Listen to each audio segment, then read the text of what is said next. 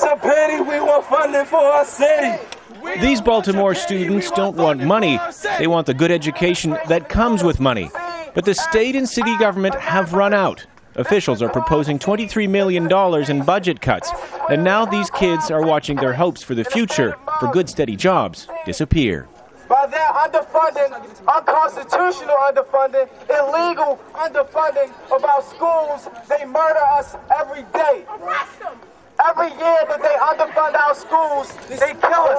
We base our funding for our schooling systems on property tax values. So if you live in a community with very, very expensive homes, that community is able to garner more property taxes, and so they're able to fund their schools at a higher rate.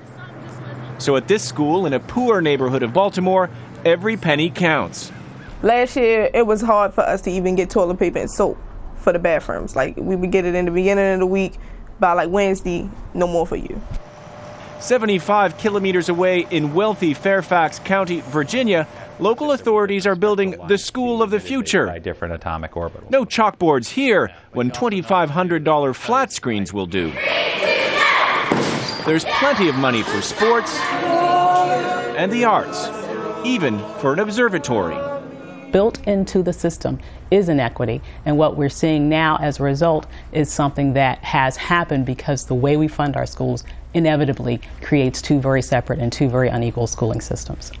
Separate but equal was the slogan to describe education in racially segregated America. In 1954, a Supreme Court decision, Brown versus the Board of Education, put an end to all that, at least legally. So black and white kids can mix in schools now, but there is still such a socioeconomic gap between blacks and whites, often living in different neighborhoods with different tax bases and different school boards, that much of the old divide still exists. The reality is that we've never really embraced fully integration in this country.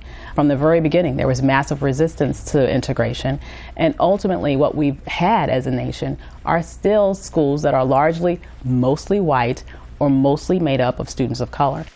Past presidents have tried to overcome the divide. President Bush passed the No Child Left Behind Act, introducing federal standards for schools across the country. But critics say it is a one-size-fits-all measure that doesn't really teach kids how to be curious and to learn on their own.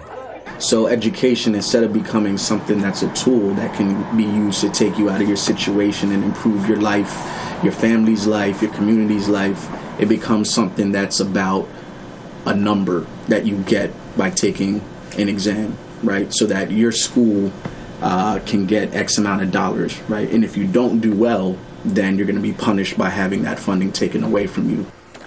The numbers about education in the United States suggest race still matters. The dropout rate among white students is almost 6%, while double the number of black students drop out. And more than 1 in 5 Latino students drop out of high school every year. In Baltimore, some of the kids who say their politicians have failed them are doing more than protesting. They're teaching themselves in a program of algebra tutoring to enable children to prepare for better paying jobs in business, science, or engineering. They know the system always seems to favor the children in Fairfax or wealthier places, but they hope things will be different with President Obama's new spending for schools. We're not getting the funding. We're not getting all the resources that Johnny has out in Fairfax. You know what I mean? And we're just asking that be spread around. Nick Spicer, Al Jazeera, Washington.